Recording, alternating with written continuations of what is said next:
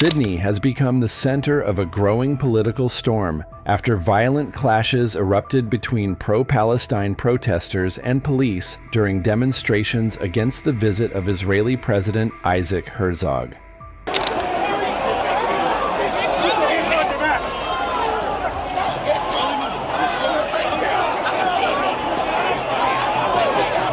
I wasn't moving you, boss. Come on, man.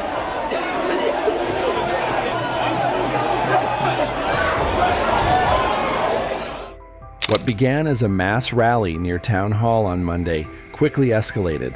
Police deployed tear gas and pepper spray as crowds attempted to march beyond a court-approved area. By the end of the night, 27 people had been arrested, 10 accused of assaulting officers, while 5 protesters and 2 police officers required medical treatment. Organizers say as many as 20,000 people attended. Authorities put the number closer to 7,000. Whatever the figure, the scenes were chaotic, mounted police charging crowds, demonstrators dragged away during evening prayers, and chants echoing through the streets, "Free Palestine" and "Globalise the intifada." The Palestine Action Group, Sydney, accused police of excessive force, claiming arrests were arbitrary and heavy-handed. Activist Joshua Lees called the operation unlike anything seen before, comparing the response to scenes from Trump's America. But Police Commissioner Mal Lanyon defended his officers, saying they showed remarkable restraint in an intense and unpredictable situation. What you saw last night was New South Wales Police being confronted multiple times by a section of that crowd intent on disturbing and disrupting police lines. Now, what we can say today that we couldn't say yesterday is that we had concurrently 7,000 mourners down at the International Convention Centre who were mourning the horrible events of the 14th of December with the President of Israel. New South Wales Police had to keep both protesters and mourners separate so that, as disturbing as the scenes were last night on the news, they weren't even worse as a result of thousands of people clashing together on the streets of Sydney. What we saw was a large number of people come out to George Street at the end of the protest, or certainly at the end of the speeches, and march on police. Not once but twice. The police did what they needed to do, which was to hold the line and then form and move the protesters back with a view to dispersing them. That was designed to keep the community safe.